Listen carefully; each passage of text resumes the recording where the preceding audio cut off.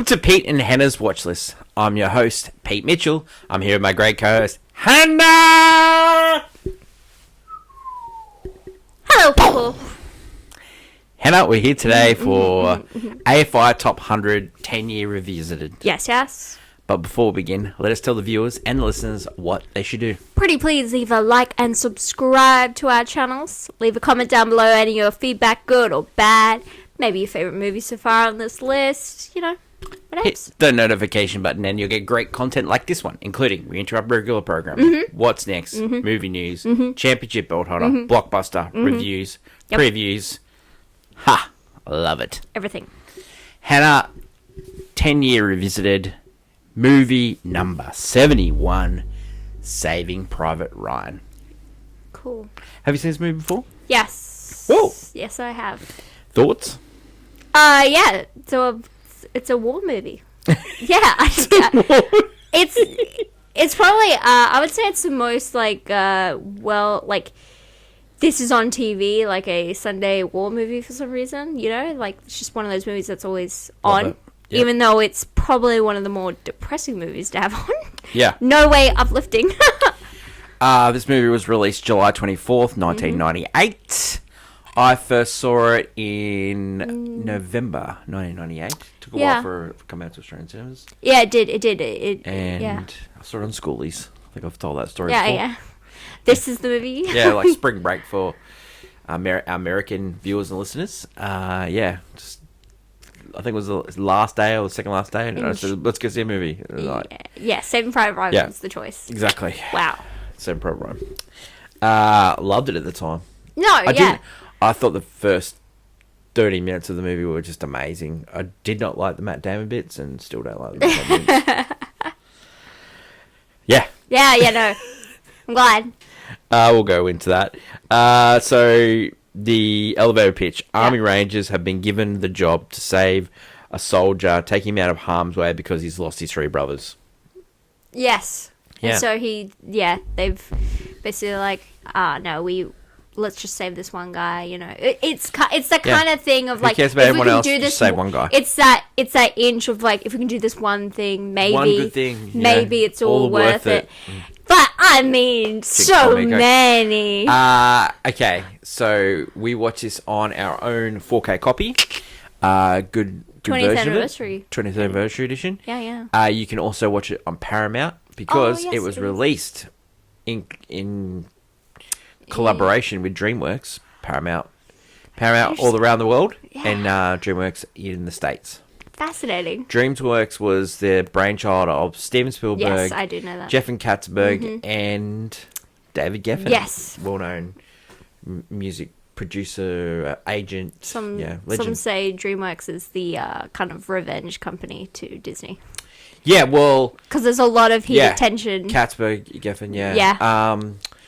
Spielberg had a company. He still does to this day. It's called Amblin Entertainment, and that was sort of the parent company of DreamWorks. Yes. DreamWorks has been bought by Universal. Yes. Yeah. So it's in the Universal. Now. They're in the family. Okay. Highly successful movies for DreamWorks. Shrek. Yes. Meet the Parents. Yeah. Meet the Parents. Anchorman. That's true. Yeah. This movie was highly successful for them as well.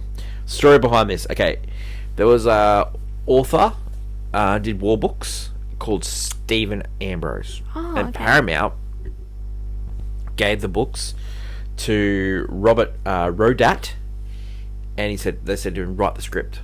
So he goes to write the script. He ended up doing this script, but he also ended up doing The Patriot, starring Mel Gibson. Okay, yeah. He came up with the film's idea in 1994 when he saw a monument dedicated to the four sons of Agnes Allison that were all killed in the American Civil War. Rodat wrote a similar story set during World War II. The script was submitted to producer Mark Gordon, famous producer, who then handed it to Tom Hanks, and it was finally given to Steven Spielberg, who decided to direct the film. The film's premise is loosely based on the real-life case of the Nyland brothers. Oh, okay, yeah. So it's a true story. But this movie's not a true story. No. No, it's just fictional. It's just inspired? Tom Hanks looked at the script, Yeah. liked it, Oh, yeah. but said it needed polish, and he got Frank Darabont, who was Shawshank Redemption. Yeah, okay. To polish his Talk script. about a polisher. Okay. So they added some scenes, added some characters. Vin Diesel's character was added. There's a lot of characters. A couple of characters that died in the film survived, and a couple that died survived, died. Like it kind so it was a bit of a reworking. Yeah. Okay. This movie had a budget of 65 million. 65 million? Yeah. Which is pretty good considering. Yeah, considering like 11 million of that was for the opening scene, Stormy on Normandy Beach. Yeah. Okay, so they had 1,000 extras. Some were members of the Irish Army Reserve.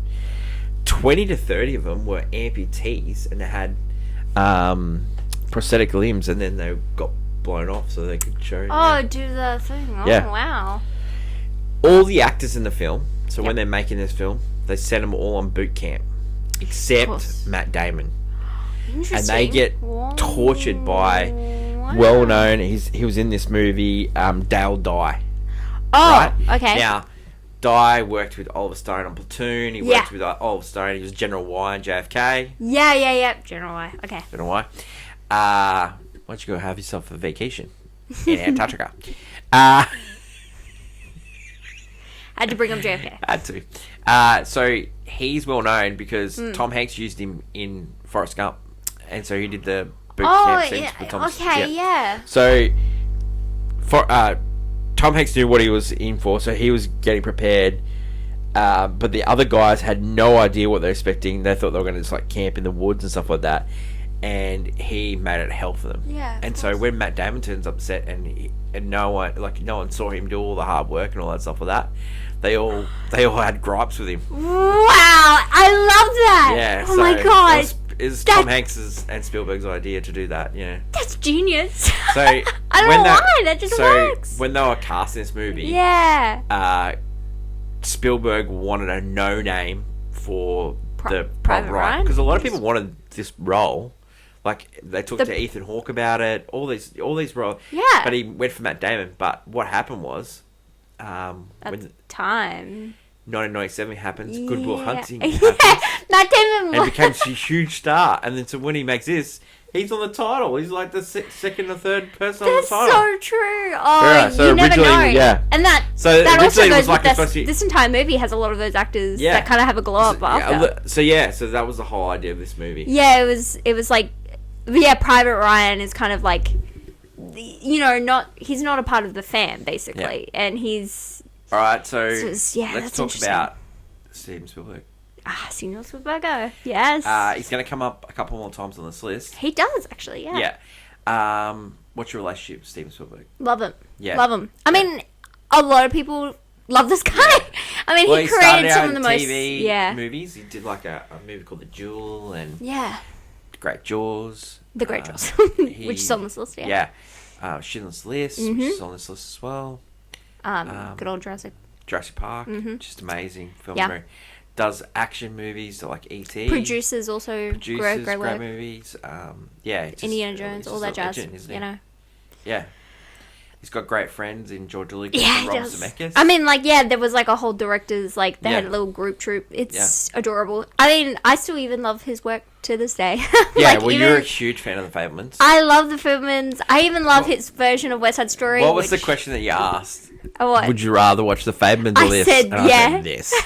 Because this is a tough watch of a movie. It's this is not a bad movie. It's a tough watch as well, mate. I love watching. I was rewatching it the other day, and I was just like, "God, this movie's fantastic." Do you have a favorite Steven Spielberg movie? Hook, maybe. Oh man, that's a good one. I don't know. Oh man, I was going to answer something else, but yep, Hook it is. Hook's pretty good. I was going to answer either Jurassic Park or Catch Me If You Can, but then you said Hook, and I was like, yep, it's Hook. It's one of those movies where you go through his whole category. He's made some of the best movies Catch Me If You Can, great movie. Time. Jurassic Park, great movie. And then you said Hook, and I was like, yeah, I'm in. Hook. No. the version of Hook that was originally a 3-hour musical. That's the movie I want. That was my favorite. Damn, give me that movie. Yeah. But I enjoyed West Side Story. Like his West Side Story. Yeah. I'm very much a lover of the original, which is also on this list. Yeah. Why are you a lover of that one? Some say there's this woman in it. Her name's Rita Moreno. She's fantastic. His new work is great, but it's just not as, I guess, as successful as his, Yeah, but he had a high bar, I think. I think all these actors who are still working, all these directors still doing today, it's just like, they're loved, but it's like, well, do I have to go see it? So, this movie was produced by Tom Hanks. He was also produced by Steven Spielberg. Tom Hanks' partner, Deborah Kurtz. They end up doing this. They end up doing Band of Brothers.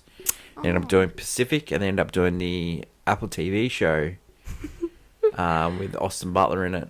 Masters of the Air. Masters of the Air. Yeah, because wasn't that great. No, but the Masters of the Air is like connected to all of these. Yeah. They have Gary Kurtz. All these. Yeah, they've connected. Gary Kurtz, Steven Spielberg, and Tom Hanks do all these movies together. So, let's talk about Tom Hanks. We've already had him once on this list. Forrest Gump. Yep. Do we really talk about Tom Hanks, how much you love him and stuff? Like, he's really good, isn't he? He's really good. For me, it's always like, for me personally, he's like unhinged. Like, he's like that every Joe, but when he's like angry, I'm like scared. Yeah. Like, he's kind of scary. For me, he's not I know a lot of people say he's the best movie star, but for me, he's not. No, right? For me, that's Tom Cruise. Okay, I'm a Cruise guy. Cruise is more of a movie star, I would say. I think it comes down to him, Denzel Washington, Daniel Day-Lewis, and Jack Nicholson as the best actor of all time. And then watching these movies, like Forrest Gump and this movie, I watched Philadelphia this year as well. Watching all these movies, geez, he on his good day, he's good. But the thing is, he has some bad days. Well, not Turner and Hooch. Not Turner and Hooch. No, you shouldn't have said that when I said that. He showed up. No. Like, I think he does some bad movies, and when he does a bad movie, you can tell, he's not on the same level. But Denzel Washington, when he does a bad movie, he's still good in it. Yeah, it might be his presence is just not as commanding. I think at their best, Tom Hanks at his best, and Daniel Day-Lewis at his best, and Jack Nicholson at his best, and Denzel Washington.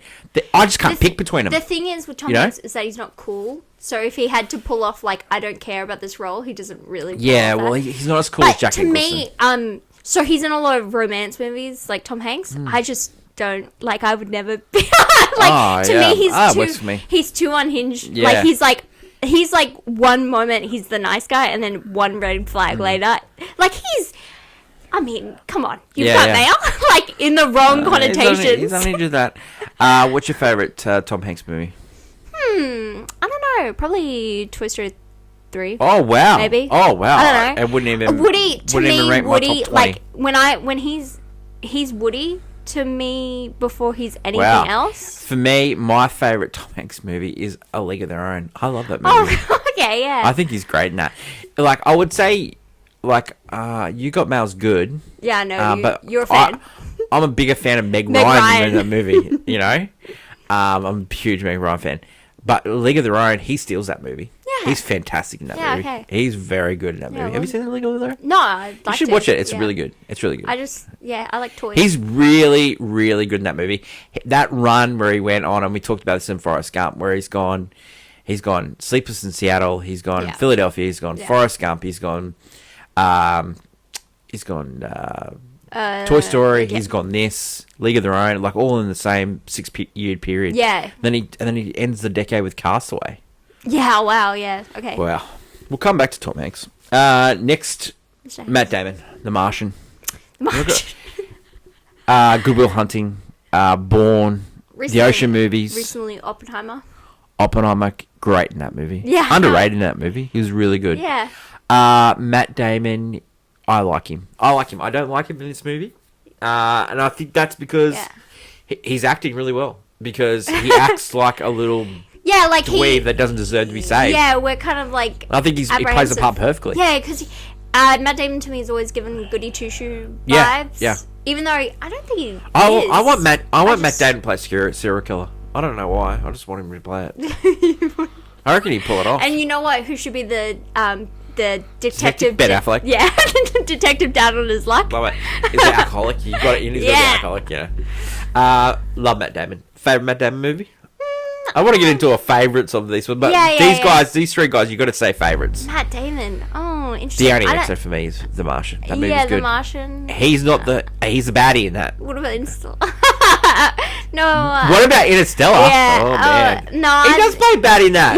Yeah. He's good in that. See, I told you, he can play baddie. No, maybe Oppenheimer. I don't think I've seen enough Matt Damon movies to correlate my favorite. I don't watch Matt Damon's the lead in a movie. I think you've seen him. I think you've seen enough. I've seen some. You've seen Martian? Yeah, but I meant just like you seen Interstellar? I haven't seen most of his earlier work. Seen the Oceans? No, I haven't seen The Oceans. No, Departed? Yeah, he plays bad guy in that. Maybe I'd say Departed. Yeah, I'd say The Departed. All right, let's talk about some of the other actors in this movie. Tom Sizemore. Okay. Yeah, you're right. I want to talk about Tom Sizemore. Yeah. All right, so he was legendary for his escapades. He was a drug addict, right? Steven Spielberg says, "I'll replace you on this movie if you turn up one time with drugs in your system." Wow. He tested him every day. He said, "I'll go back. I've got enough money. I will cut you out of this movie." Wow. He said, "Mate, there's so many people that want this role. You know, they offered it to Billy Bob Thornton, like all these." Tom Sizemore gets it, right. He's fantastic in this movie. I cannot believe he doesn't get nominated. He's really good in this movie. Yeah, if he really holds it together. He's so good. Needs to be there. He's a great foil to Tom Hanks, isn't he? Now, Tom Sizemore, great actor. He was great in Heat as well. Like, amazing. We're going to go through, like, as we go talk about the movie, but the actors in this movie, you got Ed Burns as well. Like, She's the One fame. Like, he's, like, actor, director. Giovanni Ribisi. Yeah. Denny, our friend, loves Giovanni Ribisi. Vin Diesel. Yeah. Just Jeremy Davies in this. Just Barry Pepper. Just amazing. And you got Bryan Cranston. Dennis Farina. Ted Danson. Nathan Fillion. Paul Giamatti. Yes, Paul Giamatti. Yeah. Like, just amazing cast characters. There's even like just guys that you go, oh, I've seen that guy in something. Oh, I've seen that guy in something. Like the corporal at the end leading the thing. He's out of The Unit, and he's also out of Sons of Anarchy and all these shows. It's the meme where Leonardo DiCaprio's watching TV and he's like clicking his fingers and whistling. He's like, what? Like, that's that. Every so often there's a movie that sets the path for the next 25 years. Yeah, for this one. Yeah. This is the movie. Okay. Reaction to the film at the time. Box office, $485 million. Yeah. Wow. Mega hit. Yeah. Really made money overseas, made money in US. Critics loved it, but the storming of Omar Beach overshadowed the whole movie. Yeah, because you really do start on the greatest of highs, and it can never really reach that moment in cinema again, I would say. Awards won 1999 legendary Oscars because it was an upset, because this was the unbackable favourite to win Best Picture. Shakespeare in Love won it, and it was because of Harvey Weinstein's dirty campaign. Steven Spielberg famously said, they're running a dirty campaign. They're like doing a whisper campaign that this movie is, glorifying war, all these things. And Spielberg said to the promo people at DreamWorks, said, do not get into the mud with Harvey Weinstein. You will end up being so dirty out of it. Said just, So end up winning 5 awards. Best Director, Best Sound, Best Visual Effects, Best Cinematography, and Best Editing. Yep. Okay. I mean, wow. Yeah. Like, does this deserve to win Best Picture? Rewatching this movie? Probably yes. No. Oh, okay. I think okay. This is why I'm gonna. Tell me. What was so like? Because I've never seen Shakespeare in Love, but I know about it enough to go. Probably shouldn't have one. No, but I'll give you the other movies in this category, and you say to me yay or nay. Okay. All right. So, Shakespeare in Love won. Other nominees: Elizabeth. Oh, okay. Life is Beautiful. You'd have to tell me who's in that. I've not seen that. That is that is Roberto Benigni's movie. Oh, yeah. Okay. Thin Red Line, which is a Terrence Malick movie set in the opposite end of the war in Japan. Yeah, okay. Yeah. The reason why I say this movie doesn't deserve it, it's really hard. Like, I don't think Shakespeare in Love deserved it. Yeah. But I will say, geez, it's really hard to say what deserved it. Okay, like let's look at the box office. 98, Armageddon. Yeah, of course. There's Something About Mary. Yeah, all right. Bugs Life. Yeah, okay. Deep Impact. What a great year. You've Got Mail. How did that not win? I don't know, even get nominated. Wedding Singer. What a great year. You should say movies that would not have a chance. Yeah, no, I'm just saying. You know what? It probably does deserve to win it. Yeah, because I think that's more of a year of, like, there's some great blockbuster hits, not so much on the, pretty light on the Academy Award winning side, you know. On the, what do you call it? Probably up there. I don't know. Why? Yeah. I reckon it's Truman Show. I reckon Truman Show didn't get nominated.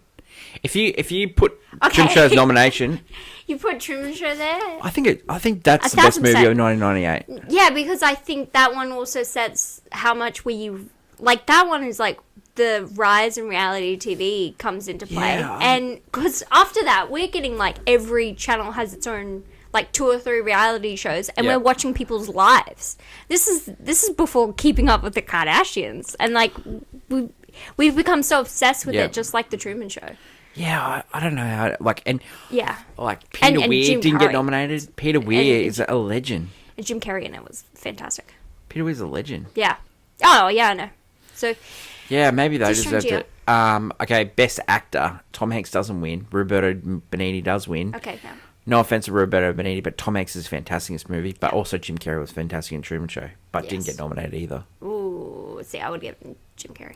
But Tom Hanks, like, if you don't nominate Jim Carrey, Tom Hanks should deserve to win it. The Truman Show is my favorite movie of that year. Yeah, because I was like, because I looked through that year, and it's a year of like blockbusters, and like the only thing that really spoke to me was the Truman Show. Because I remember watching it and being like, this movie just works at what it's trying to do. It's the 12th highest grossing movie of that year. That's weird it didn't get nominated. I just don't know why it didn't get nominated. Yeah.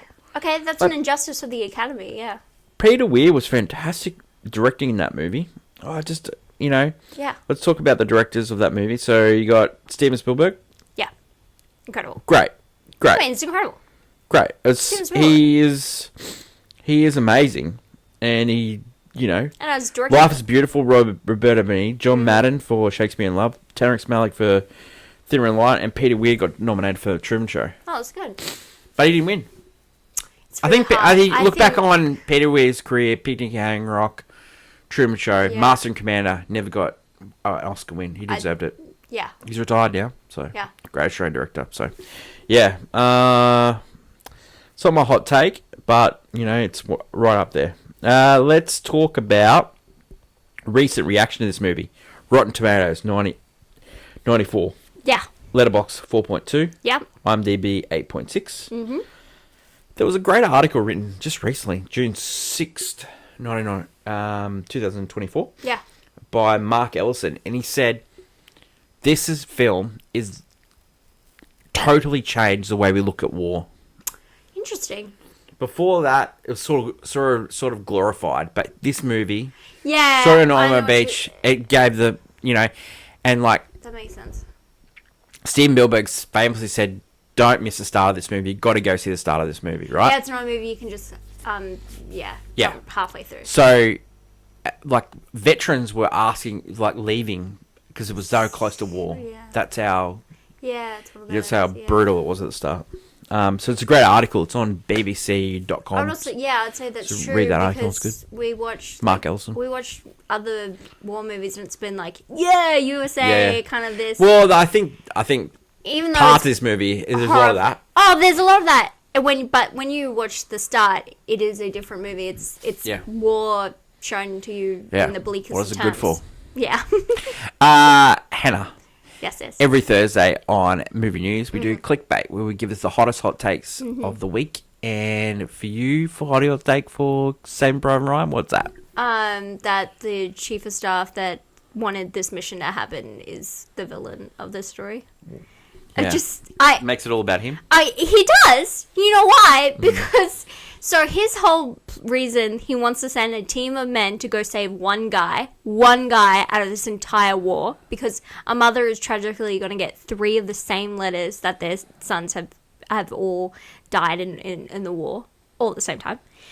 Wants to save this one kid just because of a letter Abraham Lincoln sent during the war. I mean, are you serious? Like, this is why this movie... It's a Good shock. villain. The reason it's a shock is because you watch the beginning of this movie and it's this horrific... Yeah. You're in the months of the war. You see Tom Hanks and these guys just surviving the most horrific thing. And then you're in this, like, little office where they're all typing up the letters of condolences. And it's just... it's a different movie. It becomes this cheesy, corny movie in what is essentially was like a gruesome, fantastic war film. Yep. It's a different movie, and so then they are on a mission that ultimately, like, they have to make a lot of sacrifices for to just get one guy. Yeah. And the idea is that one guy, can make up for all of this, which it doesn't, and then the one guy has so much pressure to make himself have a good life afterwards. That I hate that. I was like, don't put that pressure on that guy. Don't, because that will just make them worse. Yeah. It can never... It's a good villain. Good villain, but the real villain of this movie is Matt Damon. I knew you were going to say that. You put too much pressure on the guy. It's my hot take. But he wouldn't be the villain if this guy did not start. He started the flame. Ryan's a villain. And the reason why he's a villain is when they came to him and he... When he came to him and said, okay, I've got to stay with my friends. It's my duty. This is my family now. But mate, think of your mum. Yeah. Mate, think of your mum. He does not think of his mum. Yeah. He does not think about those guys. Like, he gets told, like, 2 of them had passed. Yeah, mate. And he was just like... You know what you need to do? You go with him and you get air support for your friends. That's what you do. I know. You go to the nearest thing and you get it, you know? It's just... It is tragic. Yeah. I think both these domino effect of cards just play. Horse shit. It's terrible. It's terrible that... Yeah.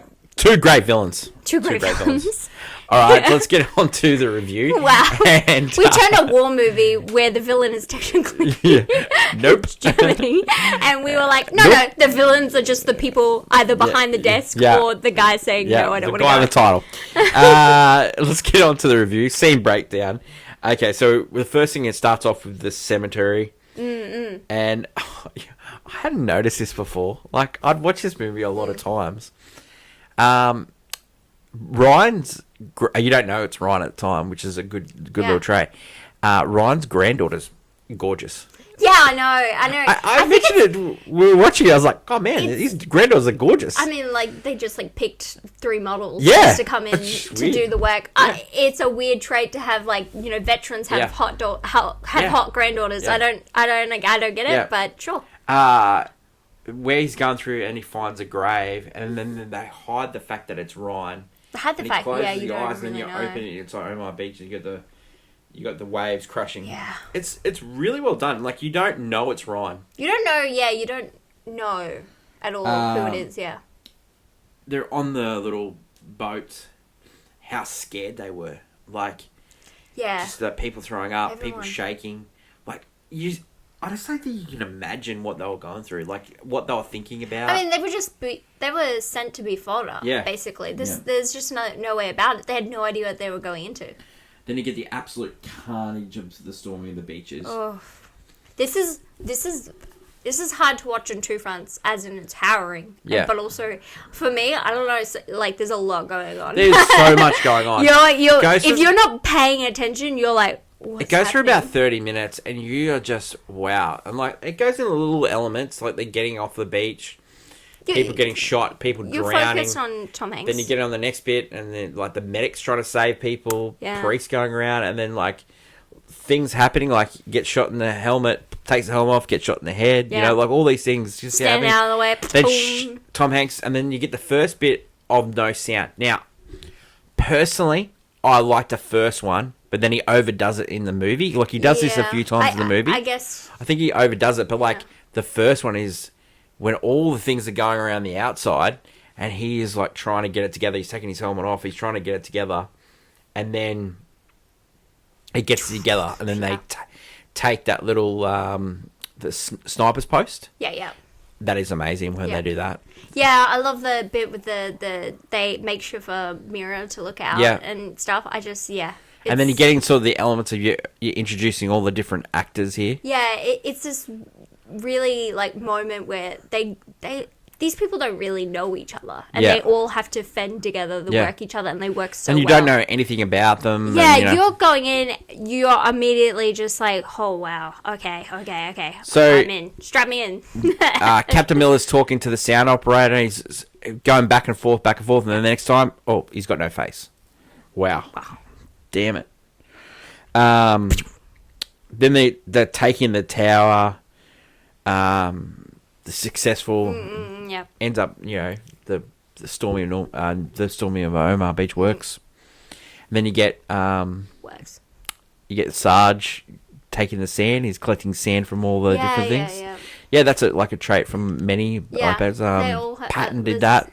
It's like a president on West Wing that collected sand from every battle. Remember that? Yes, I do remember Lassner? The president. Yeah, love it. Then we get introduced to the corny bit, finding out Ryan has lost all his brothers. Yeah, crazy So that, corny. I will say, crazy that this woman remembered that there were 2 other notes with the same. Yeah. Yeah, that was just a little bit like. And it wasn't even her pile. I know.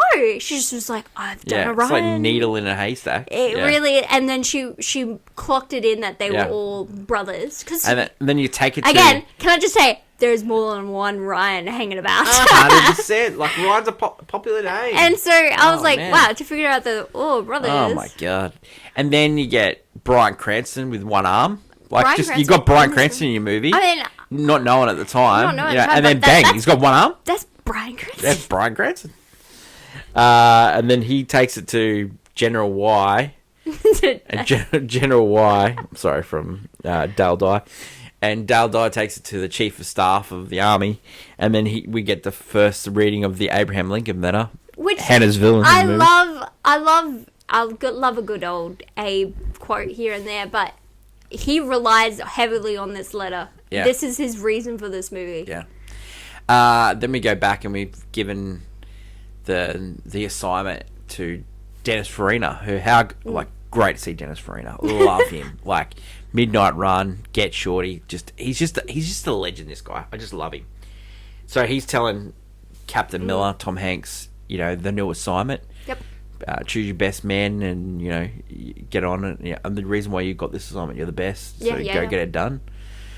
And then so he tells everyone, and it just they're not happy about the assignment. And then you're sort of like getting to know the captain, like they're talking about the captain, they're betting on what job he had outside the army. Yeah. The captain picks his interpreter. It's Uppen, played by Jeremy Davies. Yeah. Never been in battle, so they sort of try and protect him. Yeah, of course. Then we go to a little town. They think they're finding Ryan, but they don't. They find Paul Giamatti, who's under sniper fire, and then we get the scene with the daughter getting handed to the Vin Diesel. God, Vin Diesel. And then Vin Diesel gets shot. Yeah, so the daughter gets handed to Vin Diesel. Yeah. And then when the daughter's screaming. The daughter is screaming, not happy at all with the father and the family. And then he gets shot, and then he falls on the piano keys, and it makes a sound. Yeah. But then this kid, when the kid goes back to his father, she's slapping her dad because she's like so mad at him. Why would you do that? So then we get to see the sniper skills of Barry Pepper again. Like, Barry Pepper in this movie, he's good. Yeah. He's a good sniper. He's a good sniper. Yeah, wow. He's a good sniper. I like Barry Pepper. I was surprised he didn't turn into a bigger actor. Like, he was doing an Australian movie last year, like a terrible Australian movie. Remember we saw that? Yes, we did. It was terrible. The next town over, we get to see Ted Danson. Yeah, good old Ted Danson. Ted Danson in this movie, like, wow. Baby, no nothing, yeah. Wow. Yeah. Sam from Cheers is in this movie. I couldn't believe it. When I was watching this in 1998, I was like, Sam from Cheers is in this movie? Oh, what's he doing in this movie? He looks old. And then he's like, I have brothers. You got to save him. Like, come on, son. I've got a brother. Like, yeah, okay. I mean, so does a lot of other people, but okay. Yeah, I know. The premise of this movie is so weak. It's like built on solid ground. Well, the movie is solid ground. Solid ground because it's a World War II movie, but it's just such whimsy. The planet, yeah, it's the mission. It's just blow away in the wind. This premise. The Saving Private Ryan. I mean. Okay. It really is because you're having these guys go around from town to town. They're asking about Ryan, and then this Ryan's not the right Ryan, which is Nathan Fillion. And Castle. They tell him that the brother is dead, and he starts breaking down. Yeah. I gotta go home. And then he's not the right one. And then he's like, because his brother's in grade school. Like, that shouldn't have happened. Yeah. And it's like, oh my God. And so they start talking about the war, and then they're saying, like, Monty's overrated and all this, like, America's, like, brilliant sort of speech, you know, from dancing. And they go to the next, so they're in a church, and you get Tom Hanks shaking. And your boys sort of, like, learning each other. Like, these bits of the movie just snooze fest for me. Yeah, no, they're the corny, cheesy parts. That's what I'm talking about, whereas you got this... Yeah. I don't know. Maybe this movie would have been better just being 2 hours worth of battles. No, because you got to have the heart. No, I don't think you do. No, that's no. This movie, why it's different from a lot of other movies is that it has you get that emotional heart. A lot of the other ones, it's like give me a good full time every time. Give me a full time war. I would have liked this movie. Steven Spielberg doing a full time war movie and not like schmaltzy stuff. He's only done like war is only in little parts. Yeah, give me a whole movie. I don't think he wants to do with that. I know, but like, give me a whole movie. The next bit, they go to the Airborne, and then they find out that a general's like plated a plane and it went down. And then they start mucking around with dog tags, and then Gianna Virabisi's character runs and says, "Stop doing that, you're doing it in front of the men." Yeah. And then Tom Hanks is shaking, and like he goes, and then he starts yelling, "Where's Ryan? Where's Ryan?" And then they find this guy, and that guy is like, he's a famous actor too. He's like in Sons of Anarchy. Oh yes. Yeah, and so they find out that Ryan's at the next town. Yep. He's been given a job to protect a bridge, so then they go to that. Yes. But on the way, they got to get there's a sniper's nest. Yes. And then they decide to take it down, and the captain tells them we've got to take it down. And then they go, "No, let's not do this. It's risky. We can go around here." He goes, "Well, it's going to stop. Someone's going to get killed, Yeah, someone, yeah. So he, and then they all follow him. Yeah, and then like Gianna recipe gets killed. Yeah. The medic. The doc. Yeah. Doc gets killed. And he told a story about, not listening to his mum. Yeah. Mum stories, and then he's like, he was just yelling for his mum at the end. Yeah, and they're like, tell us what to do. Yeah, see? More of that. See? Yeah, that's your schmaltzy stuff that I could deal with. Yeah, but it's... Not your schmaltzy stuff of, I got a letter from Abe Lincoln. I got a letter from Abe Lincoln. I don't like that stuff. I'm just saying that's what makes this movie different from the others. Yeah, well, okay. Some people can't handle it all the time. So, after that, they're all like, fighting amongst each other. They're going to kill a prisoner. Yeah, they stop those. And then Tom Hanks, Captain Miller, gives his life story, and they're all betting on it. And he tells them he's just a teacher, and he's just a guy, an average Joe, basically. Yeah, just a basketball coach. Just lived a normal life, and then he was thrown into this thing, and everyone's shocked by it because he's just a normal guy. Yeah, because he's been this rock. Yeah, someone untouchable to them. Yeah. It's incredible. Oh, it's incredible in that weird way, like very sweet. And then you get they take on a tank, and then the guy that helps them kill the guys from the tank is Ryan, and it turns out to be Matt Damon. Ryan. And just straight away, he's a jerk. Yeah. Oh, good old like goody two and then he's shoes just such a jerk about it. Yeah, he kind of takes even though he's sad, he takes on the fact that all three of his brothers are dead. Very well. Very well for someone. So then, Tom Sizemore So Tom Sizemore and Tom Hanks talk, and then Tom Sizemore says the line in the movie, which I love. Like, yeah. Maybe this will work well far if it's Saving Private Ryan. This mission, Saving Private Ryan. Yeah, I talked about how is it cheesy to say the line of the name of the movie in the movie. Not if Tom Sizemore. Not if Tom Sizemore. He's great in this. Yeah. And then so they come up with like I love where you got to plan and you got to act a plan.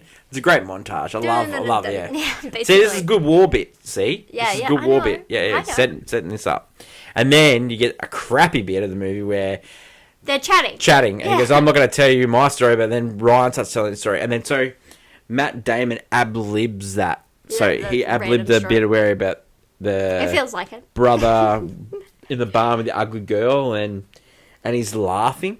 And so critics didn't like that, but Tom Hanks and the crew loved it because they thought it was a young kid telling a story that no one actually cared about, but it meant something to him, and it makes you hate him even more. Yeah, you know what? It does do that because Tom Hanks wasn't really thrilled by the story when you're watching it. He's like, yeah, and you're like, it works because I think you're supposed to. You're like, we're giving up all this time for you, buddy. All right, we're giving up our lives here. Yeah. All right, and it's a weird thing. It's a weird juxtaposition to kind of be like, the person we're trying to save here is the person we hate. Yep.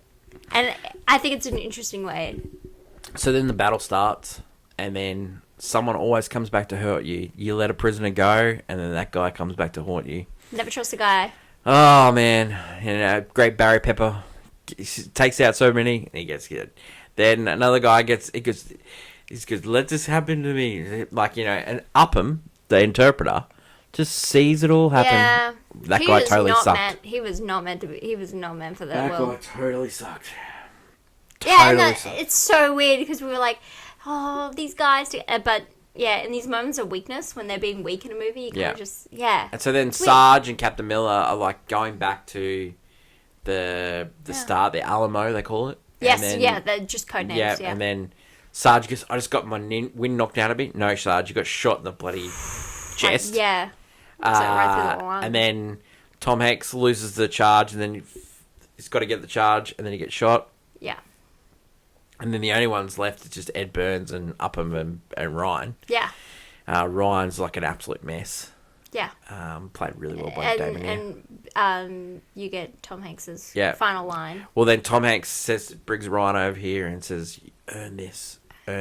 Yeah, he says, earn this. And it's like, that is the most weighted last words a man could have to another guy. And then, so the planes come over and save the day. Yeah, I know. Tom Hanks dies. After the fact.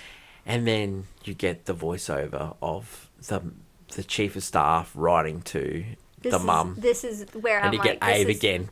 You get the same letter again. I'm sorry. You can use it once. Twice in your movie, that's overplayed.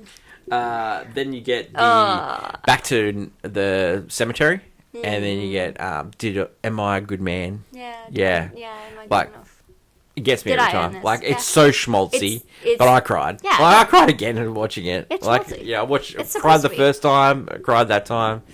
Man, It's supposed to. And I still mention the granddaughter. It's a lot of shock. A lot of people died, and it's like the people left behind, were they worthy of being here as well? And then you get the flag, which started the movie, and the flag ends the movie. Very patriotic. Just wrapped in the American flag. Very patriotic. We have a lot of American viewers and listeners, and we love America.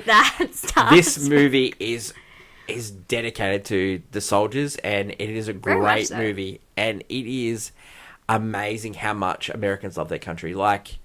The one thing I'm jealous about America compared to Australia is how much they love their country. We're very different about ours. We're like, you take it or leave it with us with our country. We can be like, yeah. They love their country, and I'm so jealous of that. They really love their country. Yeah, it's so good how they love their country, and this movie is just a love letter. A lot of these movies, which is because it's the American Film Institute, a lot of these American films, you really show how much they love. Yankee Doodle Dandies. I mean, Yankee Doodle Dandies on this list. Yeah. I don't think it should be. But, Hannah, like, this movie is really good, and it is corny. Like, and if you don't think it's corny, it's because... It's because you are patriotic. It's patriotic. I just... Yeah. Let's go into the review, alright? Yeah. Reasons to see. The first 20 minutes, the last 30. The middle don't work for me. Yeah, I understand. Just, when I watched it the first time, I lost track, and I thought, maybe as I get older, I'll like the whole movie. Watching it this time, I was like, man, the first 20 minutes great. No, it's a different movie in between those, in between that bit, yeah. Reasons not to see. I hate Matt Damon's character so much. No, but you're supposed to. Yeah, that's the way you. When you told me like they wanted that way with the boot camp thing, it worked to me. They wanted. You can't say I hate. I just want a movie, like. No, the reason to not see this movie is that if you cannot understand the premise of this movie, which is so dumb. The premise of this movie is pretty weak. All right. But the movie itself is pretty strong. Does this movie deserve to be on the list? It's an interesting one. I got a controversial opinion here. Yeah. It's a no. No. It's a lot of war movies on this list. Now, I'm going to be very contradictory here. What are you going to say? Plato should be on the list? It doesn't deserve to be on the list, and it doesn't deserve to be higher. Would you buy it on Blu-ray? Bloody oath. It's a great movie. Yeah. And the rating for this movie, I'm going to say a rating, and you're not going to believe what rating I'm going to give it. I'm going to give it a banger. Yeah, okay. This movie's fantastic, but there are better war movies out there, and you don't need multiple war movies on this list. We've already had 2 so far. You know, like... And there's still more to come. Yeah, I just don't think you need multiple war movies. And with Steven Spielberg, we have more to come as well. Yeah. I just don't think it deserves to be on the list. I think there are better movies out there. There are better war movies out there. This is the most corny. But I will say, the first 20 minutes, if you had that movie from start to finish, I reckon that's a great movie. It's a short film. Oh man, that movie, it's fantastic. It's really good. And even like the last battle where they're protecting a bridge, that is war. Yeah, you know, fighting for little inches and fighting little things. Fantastic. But the schmaltiness doesn't work for me. But many other people, they rate this as one of their best movies of all time. Yeah, and I can see that, but for me, it doesn't deserve to be on the list. You gotta have your cornflakes and your bran donuts. What are your thoughts? Very similar. For me, it is the corniest of war movies. Yeah. Probably not the corniest, but it's one of them. And yeah, again, feel good vibes. It is a banger. It is probably like in its execution of what it's trying to do. It's probably perfect. Well, it is trying to be. It's probably like when Steven Spielberg passes away, they're probably going to say Jaws, don't put it out there. Jurassic Park, Schindler's List, and Saving Private Ryan. It's probably going to be on his epitaph. I don't know. I think it is. The directing. Okay. I think it's on his Mount Rushmore. I think it's when they mention I don't think it's Tom Hanks's. I think they're going to say Indiana Jones, not Indiana Jones. No, I think it's George. That's a George Lucas. Yeah, okay. I really think it's. I think Tom Hanks's is going to be Forrest Gump, big. Yeah, I think Forrest Gump. Yeah, Castaway. But I don't think this is on his list. But for Steven Spielberg, I think this is up with there with Schindler's List. I think this is big for him. Okay. With Jurassic Park and Jaws, I reckon that's his 4. Yeah, okay. Okay, interesting. I really do. That's it. Yeah. That's it. Thanks, everyone, for listening or watching. Let us know your thoughts. Yeah. Maybe we got that movie completely wrong. But I loved it. But just watching it this time, I was like, oh, man, this movie's corny. Yeah. It is, yeah. There's a lot of people in this movie. It was probably disrespectful. But, you know, respect to the troops and respect for what they went for, but just the saving the other bit just didn't work for me. The movie itself makes what is, the 2 most harrowing scenes of this movie sandwiched with the most corny bits of the movie. Next week on the AFI Top 100 Revisited, it's movie number 70, and it's Stanley Kubrick's A Clockwork Orange. Man, we're going through some tough subjects Yeah, here. You kind of wanted a palate cleanser. That was depression, and now we're not getting one of those. No, I think we've gone... Well, Shawshank was a bit different to Silence, but then you get... Yeah, but Shawshank is very much an uplifting... Weirdly to say, uplifting film. And then you get this, and then you get Clockwork. Which is the opposite. Yeah. Wow, we need a change, AFI. Change it up. That is my lovely co-host, Hannah. Got some news, Hen. Yeah. Big news. Yeah. Drafting in the month of July. Yeah. Right, because we drafted in June. Sure, yep. And that was movie draft 2000 in honor of your birthday. Yeah. So we're drafting in July. Yeah. And the draft, because I won the last one, we're drafting the year of 1992. 1992. Yeah. That's the most highly contentious year. Yeah, I liked it. Today. Yeah. No, that was. Yeah, just going back through all those lists, and you know, I thought it's not a famous year. Like it's not a 94 or a 97 or a 99. I'll fight tooth and nail for 92. that year. Yeah, 92. Stay away. Yeah, it's really good, eh? I think there's some really good movies. That's a scary movie, yeah. Yeah. I mean, we picked our blockbuster. Yeah, well, for movie championship belt, you went Batman Returns, and I went Few Good Men. But like, no. Yeah, I wonder. There's another movie on that table. I know, Who right? will get it? Yeah. Oh my god. Okay. It's a good one, isn't it? Yeah, we're talking about Luke 3, right? Yeah. Who's getting that one? Wow, I love it. I kind of want it. So 1992 is going to come, and we'll let you know a date soon. But it should be really fun. So it'll be a live stream on YouTube again, and then catch up on the podcast. So, oh my god, what a year! Great week on the channel next week. Wow, we interrupt regular programming. It's going to be huge. It's going to be absolutely massive. The Bear, looking forward to it. And House Dragon, loving it. I love it. Really enjoying this season of House Dragon. Hannah, Peter, long live cinema. Until we meet again, it's bye for now. Bye.